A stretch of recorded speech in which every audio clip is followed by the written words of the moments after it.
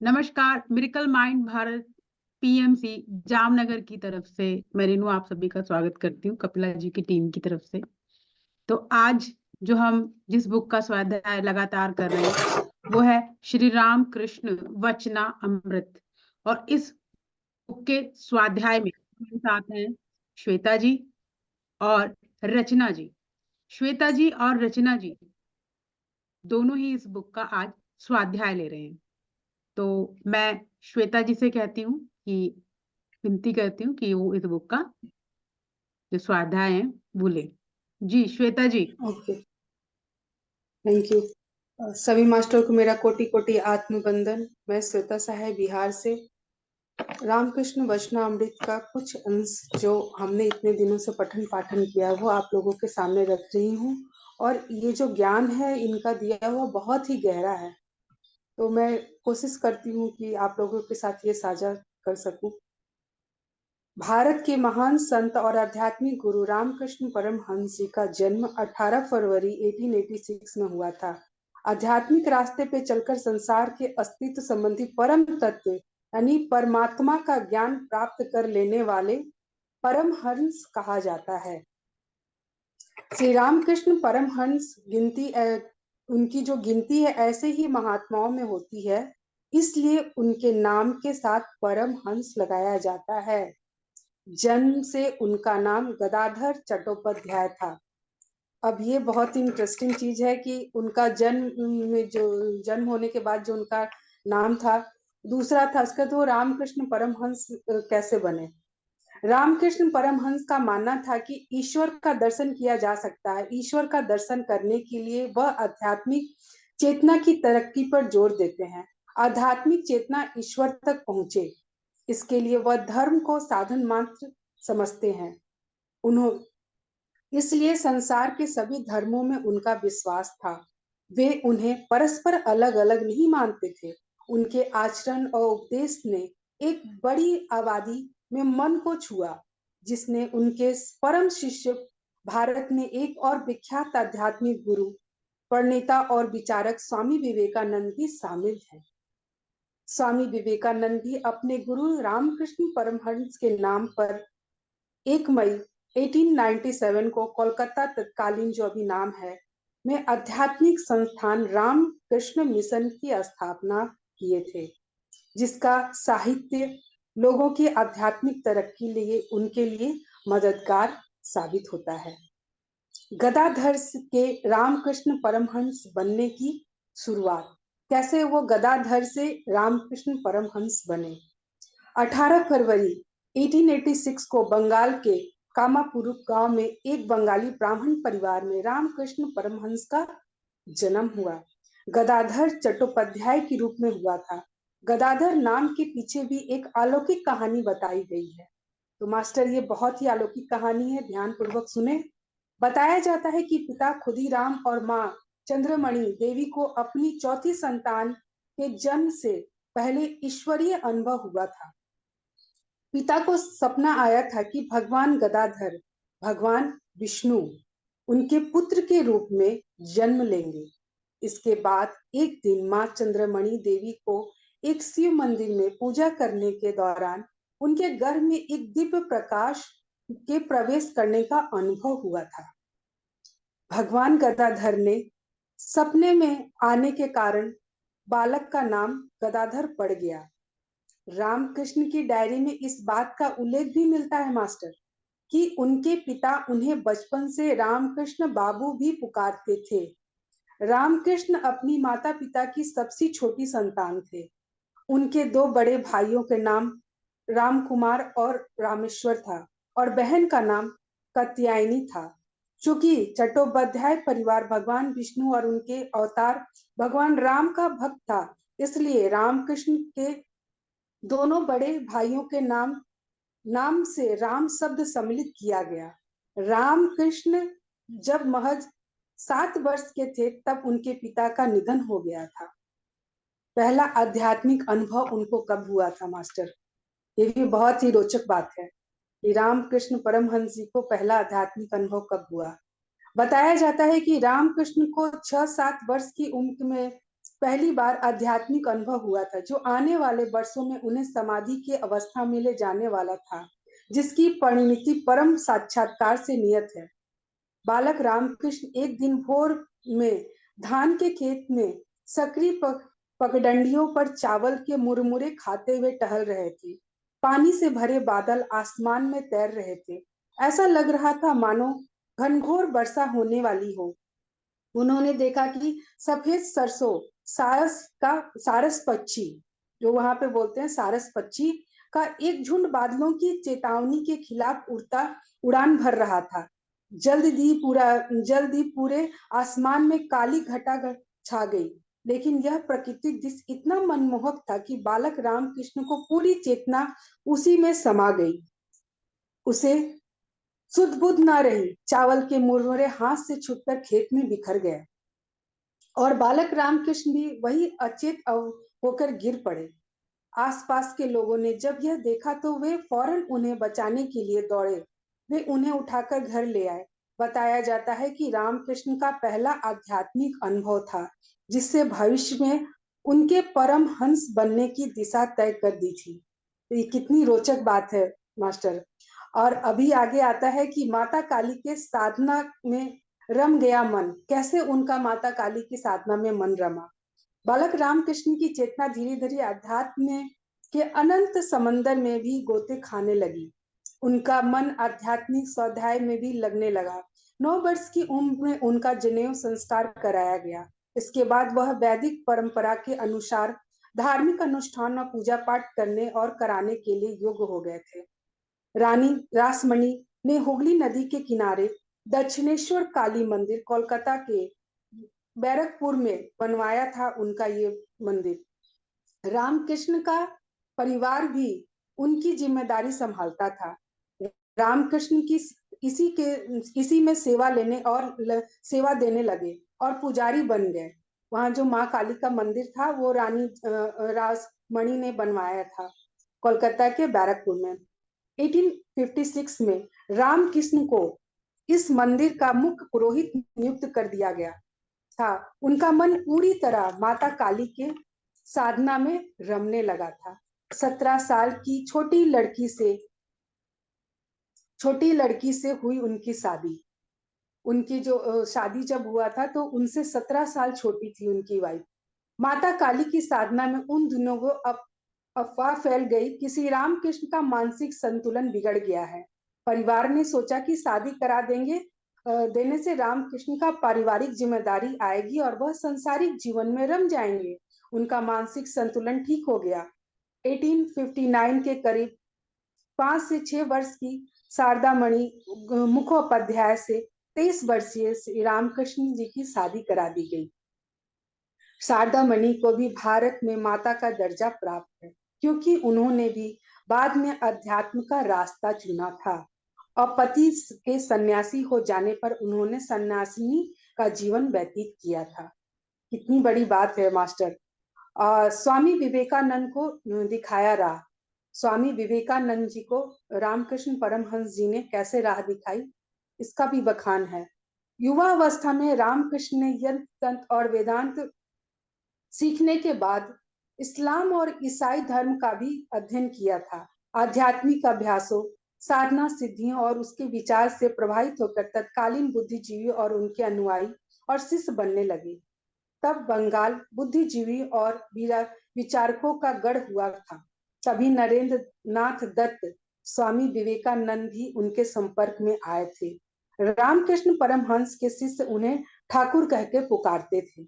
स्वामी विवेकानंद ने हिमालय में जाकर तपस्या करने की बात कही। तो यहाँ पे क्या बोलते हैं श्री रामकृष्ण की, गुरु रामकृष्ण ने उनसे कहा कि हमारे आसपास लोग अज्ञान के अंधकार में भूखे बेकार गरीब और दुखों से तड़प रहे हैं। उन्हें रोता बिलखता छोड़ हिमालय के एकांत में आनंदित रहोगे क्या तुम? क्या यह आत्मा को स्वीकार होगा? उन्होंने इन वचनों को सुनकर विवेकानंद लोगों के सेवा में लग गए। तो बोले कि हिमालय पे जाके ऐसे एकांत में आनंदित होने से अच्छा है कि यहाँ पे रह के ही सेवा करो। डॉक्टर ने बताया कि गले में कैंसर। कैसे कैंसर हुआ। जीवन में आखिरी दिनों में श्री रामकृष्ण परमहंस गले की सूजन की बीमारी ग्रस्त थे। डॉक्टर ने उन्हें गले का कैंसर बताया था। बीमारी से वह विचलित नहीं होते थे और उनका जिक्र होने पर मुस्कुरा देते थे। साधना में लीन हो जाते थे। इलाज कराने से वह मना करते थे, लेकिन शिष्य विवेकानंद उनकी दवाई कराते थे। 16 अगस्त 1886 को 50 वर्ष की आयु में उन्होंने परम समाधि प्राप्त की और यानी अपना देह त्याग दिया था। श्री रामकृष्ण परमहंस जी की शिक्षाएं क्या सिखाती है, ये हम लोग थोड़ा सा देखेंगे। रामकृष्ण छोटे छोटे उदाहरणों और कहानियों से अपनी बात समझाते थे। उनके आध्यात्मिक आंदोलन में जातिवाद और धार्मिक पक्षपात की जगह नहीं थी, इसलिए हर वर्ग और संप्रदाय में मन में उन्होंने जगह बनाई और लोगों की एकता और सामूहिकता में बांधने का काम किया। उनकी शिक्षाएं जीवन में परम लक्ष्य यानी मोक्ष केंद्रित है, जिसके लिए व्यक्ति को आत्मज्ञान होना बहुत ही जरूरी है। श्री रामकृष्ण परमहंस कहते थे कि अगर किसी व्यक्ति को आत्मज्ञान प्राप्त करना है तो अपने अहंकार को त्यागना होगा, क्योंकि अहम भाव अज्ञानता के पर्दे के समान है। जो आत्मा पड़ा रहता है, जो अहम भाव जो है वो आत्मा पे पड़ा रहता है। ईश्वर में विश्वास, साधना, सत्संग और स्वाध्याय से जैसे साधनाओं के से अहंकार को दूर किया जा सकता है और आत्मज्ञान प्राप्त किया जा सकता है। तभी व्यक्ति ईश्वर के दर्शन यानी ब्रह्म का साक्षात्कार कर सकता है। रामकृष्ण परमहंस के उपदेश और शिक्षाएं लोगों के लिए अचेतन मन पर प्रवाह करती है और उन्हें चेतना की ओर ले जाती है, जिसके प्रभाव से ईश्वर दर्शन की अभिलाषा का बीज अंकुरित हो उठता है। तो इन्होंने बहुत सुंदर सुंदर ऐसे एग्जाम्पल दिए, जैसे ईश्वर की प्राप्ति के लिए भी उन्होंने कहा ईश्वर के अनंत नाम है और असंख्य रास्ते हैं जिससे उनके संपर्क किया जा सकता है। तुम जिस भी नाम और रूप से उसकी वंदना करोगे उसी में वो तुमको प्राप्त होंगे। तो उन्होंने ऐसे ऐसे बहुत सारे उदाहरण दिए जिसको इंसान अपने अगर जीवन में उतारे तो उन्नति के आगे रास्ता उसको मिलता जाएगा। तो धन्यवाद, थैंक यू सभी का धैर्यता के साथ सुनने के लिए। Over to Rachna ji. Thank you Shweta ji, बहुत सुंदर आपने बताया श्री रामकृष्ण जी के विषय में। हमें उनके बचपन से लेकर के जो भी उनकी बातें थी उनको हमने जाना आपके माध्यम से, उसके लिए आपको बहुत बहुत धन्यवाद। फ्रेंड्स, यही कहूंगी श्री रामकृष्ण जी के विषय में कि श्री रामकृष्ण जी जो थे वो परमहंस थे, श्री रामकृष्ण परमहंस। तो इनके लिए यही कहा गया है कि अवतार हैं, और ये अवतार के लिए अगर कहा जाए तो हम यही कह सकते हैं कि हमारी गीता में एक श्लोक है और उस श्लोक के माध्यम से अगर देखा जाए तो यही कहा जाता है कि यदा यदा ही धर्मस्य ग्लानिर्भवति भारत अभ्युत्थानम अधर्मस्य तदात्मानं सृजाम्यहम् धर्म संस्थापनार्थाय संभवामि युगे युगे। तो कहते हैं कि ये जो धरती है जहां हम विकास के दौर में बढ़ रहे हैं, हम अपने ज्ञान के माध्यम से हमने क्या समझा है, हम हर कुछ पर विजय प्राप्त करते जा रहे हैं। फ्रेंड्स, हमने आसमान में उड़ना सीख लिया, हमने हवाई जहाज जो उसका आविष्कार है उस चीज को कर लिया। इसके साथ साथ हम औषधि, जो ऐसा सोचते हैं कि बहुत सारी औषधियों का हमने आविष्कार किया है, बहुत सारे जो रोग मुक्त करने की हमारे अंदर शक्ति आ गई। तो इन सब का अगर हम समझें तो कहीं ना कहीं जो हम इस धरती पर हम क्या करने आए हैं, मनुष्य को किस तरीके से रहना चाहिए, ये सब सीख श्री रामकृष्ण जी ने बखूबी हमें दिया है। और ये पुस्तक जिसे बोला जाता है श्री रामकृष्ण वचनामृत, इस पुस्तक को सिर्फ पुस्तक ही ना समझ करके अगर हम इस ग्रंथ के रूप में भी इसे समझे तो ये बहुत ही बड़ी बात है कि वाकई में ये पुस्तक सिर्फ पुस्तक नहीं, ये ग्रंथ के रूप में है जिसमें गीता की बहुत बहुत सारी शिक्षा, जो अगर इस पुस्तक की अगर स्पेशली बात करें तो हम यही समझेंगे कि इस पुस्तक का जो नाम है ये श्री रामकृष्ण वचनामृत, वाकई में श्री रामकृष्ण जी ने जो भी कहे, जो भी वचन बोले हैं, वो एक अमृत के समान ही है। इस पुस्तक को पढ़ते हुए, उनके रहते हुए और उनके नहीं रहते हुए भी बहुत लोगों ने अपने जीवन में इसका ऐसा प्रमाण देखा है। इस चीज को, इस पुस्तक को, इस ग्रंथ को पढ़ते हुए उनके जीवन में बहुत तरीके से बदलाव आए हैं। बहुतों का जीवन सरल हो गया। बहुत जो ऐसी भी एक स्टोरी है कि एक बार कोई व्यक्ति था जिसको ऐसी स्थिति हो गई थी कि वो अब इस यहाँ पे रहना नहीं चाहता था, वो अपने जीवन को त्याग देना चाहता था।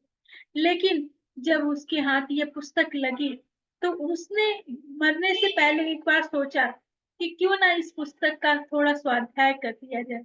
जब उसने स्वाध्याय किया तो उसे यह महसूस हुआ कि वाकई में जीवन में जो भी है वो हमें कुछ सिखाने, कुछ सबक, कुछ लेसन देने आती है। और उस चीज को समझ करके उसने अपने जीवन में यही तय किया कि नहीं, इस धरती पर रह करके हमें बहुत सारे कार्य करने हैं। और उसने ये अपने जीवन का जो यह गलत विचार था उसे त्याग दिया। श्री रामकृष्ण के विषय में इस पुस्तक के माध्यम से हमने जो भी पढ़ा उसमें यही पाया कि वो एक सरल, बिल्कुल बच्चे की तरह रहने वाले जो उनका जीवन यापन था, वो बिल्कुल अपने प्रति, उनके विषय में अगर कहा जाए तो यही कहा जाता है कि सचमुच ही जब श्री रामकृष्ण साधारण भाव भूमि में अवस्थित रहते तथा उन्हें देह भाव रहता, उस समय सभी प्राणियों में ईश्वर रूप पूर्ण रूप से ओतप्रोत है। उनका जो ये भाव था कि सभी प्राणियों में ईश्वर पूर्ण रूप से ओतप्रोत है, यह बोध उनमें इतना दृढ़ था कि वे अपने को केवल मनुष्य का ही नहीं वरन सभी प्राणियों का दास समझते थे। इतना सरल भाव उनका था कि वो सिर्फ मनुष्य ही नहीं, वो हर प्राणियों अपने आप को उस दास के भाव में देखते थे। उनका ये भी कहना था कि इसी भावना से सबके पैरों की धूली वो ग्रहण करते थे। उनके अंदर ये भाव था और वो सबके पैरों की धूली, अगर उन्हें कोई प्रणाम करता था तो वो साथ ही साथ उसको भी प्रणाम किया करते थे। उनकी ये अवस्था थी। वो इस चरम सीमा तक उनके अंदर जो भक्ति भाव था, जो ज्ञान से वो ओतप्रोत थे, उस अवस्था में पहुंच गए थे कि वो अगर उन्हें कोई प्रणाम करता तो वो भी प्रणाम करते थे। साथ ही साथ कहते हैं कि वो कभी भी किसी की पैर की धूली लेने में थोड़ी भी हिचक उनके अंदर नहीं आती थी। हमारा जो उस ज्ञान तत्व को प्राप्त कर लेता है उसके अंदर अहम मात्र भी, एक लेस मात्र भी नहीं बचता है जिसके अंदर उनको थोड़ी भी हिचक नहीं होती थी कि वो क्या कर रहे हैं। ऐसी स्थिति में यदि कोई उन्हें गुरु आदि कहता था तो उनको बिल्कुल भी पसंद नहीं आता था, वो बिल्कुल पसंद नहीं करते थे। परंतु जब उनको भाव अवस्था यानी समाधि जब अवस्था हो जाती थी, वो तेजोमय मुखमंडल को देख करके कोई भी, मतलब कहते हैं कि कौन कह सकता था कि स्वयं को दीन दासानुदास कहने वाले श्री राम कृष्ण यही है। तो उनके जब उनको समाधि लग जाती थी तो उनकी मुख का जो तेज है वो इतना बढ़ जाता था कि उनको देख करके जो उनकी जो ये अवस्था थी वहां उन्हें समझ में आ, किसी को भी महसूस होता था कि ये इतने जो साधारण तरीके से रहते हैं, क्या ये वही है रामकृष्ण? तो ऐसा उनके अंदर ये प्रश्न भाव उठता था। उनके टीचिंग बहुत ही साधारण सरल थी।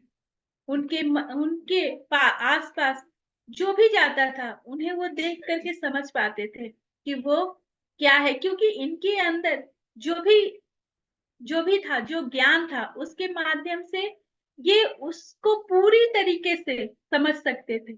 ये समझते थे कि कौन नित्य है, कौन किस तरीके का भक्त है, उन्हें पूर्ण रूप से पता होता था। फिर भी वो कभी भी अपने जो उस बालक रूपी जो मन है उसको कभी भी वो ऐसा नहीं बताते थे कि वो कितने ही ज्ञान से ओतप्रोत है। उनका हर एक वचन बिल्कुल अमृत के समान है जो हमारे जीवन को एक नई दिशा देता है, हमारे जीवन के जीने को बहुत सरल बनाता है।